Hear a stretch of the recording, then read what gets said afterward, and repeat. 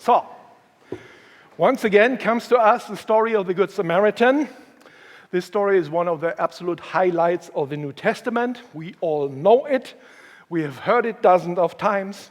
And the moral of the story is, don't walk by when someone lies in the ditch. Okay, cool. Short sermon.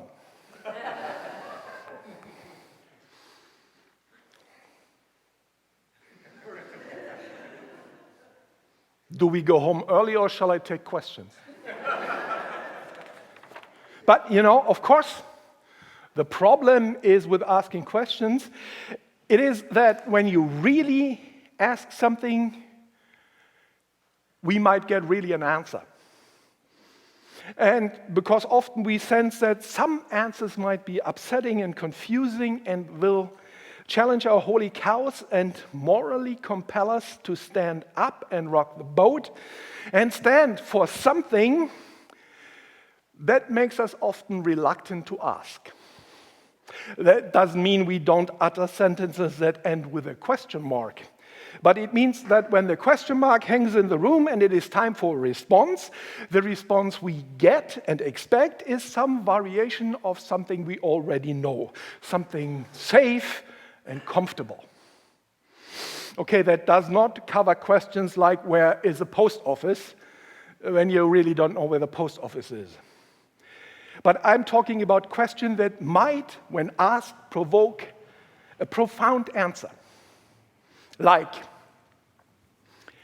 why are all the Jews in the cattle car suddenly traveling to Poland?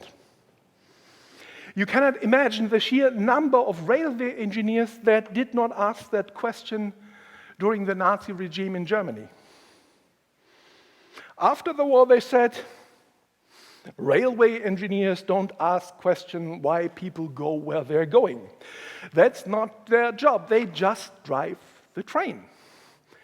And that generation of Germans developed not asking questions into an art form.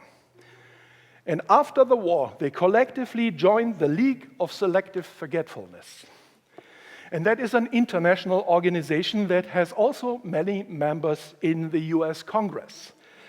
You recognize them when they answer the questions of investigative committees with, I don't recall.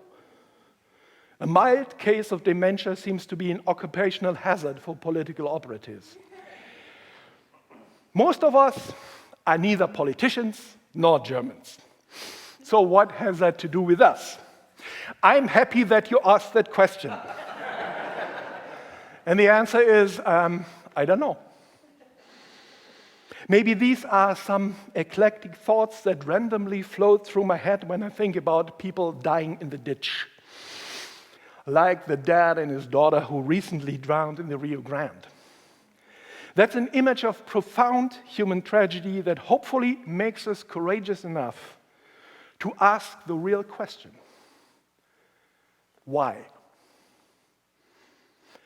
The answer, if we really want it, will be disturbing and complex, multifaceted, confusing, perplexing, and in no way, shape, or form clear-cut. The modern world is interconnected. It is a vast ecosystem of relationships and interactions between its various parts that are fluid and that are chaotic. No tragedy ever had easy answers that reside with just one side of the issue. The truth cannot be reduced to a soundbite that conveniently serves as a cliffhanger to keep you tuned in until the commercials are over. Nevertheless, a father and his child are now dead, and they could still be alive. But if you prefer, there are prefabricated easy answers available that come in different colors depending on political preference. But those answers are pre-chewed and pre-digested, and all you have to do is swallow and then repeat during your social interactions and share the corresponding memes online. And I have learned in those memes that I am personally involved in some very tricked out conspiracies that are intended to bring down the United States. I can't tell you details because that would be somewhat counterproductive concerning the conspiracy part. At least that's what my Illuminati handlers say. But all you really need to know about me is that I'm a really sneaky bastard who is out to get you, because I'm a sneaky bastard who is out to get you. Yes, me. You know, when fingers are pointed at them, those fingers are not pointed at some undefinable, unknowable group we call they. The they are people, like the Jews in the cattle cars were, like the Dan and his child were who drowned in the Rio Grande. When in the 1970s the American TV series Holocaust turned some unidentifiable Jews into Heinz Weiß from next door, the discussion in Germany changed. The anonymous they you can just deport without a second thought. Heinz Weiß from next door is a real person who is suffering. We witness his pain, his desperation, his tears, and the injustices he experiences. And then we ask the most dangerous question of all. Why? We are all part of some group, some other group called they. And there's always someone who thinks that they, in this case it would be us, why they are out to get us. And most of the time, nobody asks the most obvious question. Why?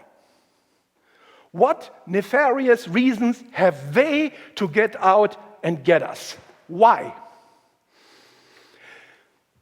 We should take a step back and realize that whatever they are supposedly doing in the darkness of their sneaky brains, that does not really sound like the sisters and brothers that we know.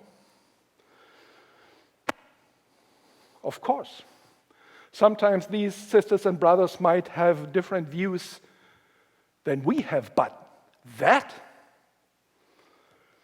instead of asking why we too often retreat into our partisan corners as if it was our intention to turn our already nasty tribalism into outright civil war. If you look around in this congregation, you find the whole spectrum of political convictions. But ask yourself, are your sisters and brothers from the other side of the aisle really the malicious characters that the memes on the nets make them out to be? Behind the partisan cliches are real people. And they are sitting right next to you, and you know them. If we're not careful, it will come that one side will win. And then pack the other side into cattle cars and haul them off to the camps. Because that is exactly what happened in Germany. And when then the grandchildren ask us, what did you do way back then? What are we going to say? Honey, I just drove the train. History doesn't repeat itself, but it rhymes. The lawyer in our gospel story wants a clear-cut answer. Do X, Y, and Z, and you're saved.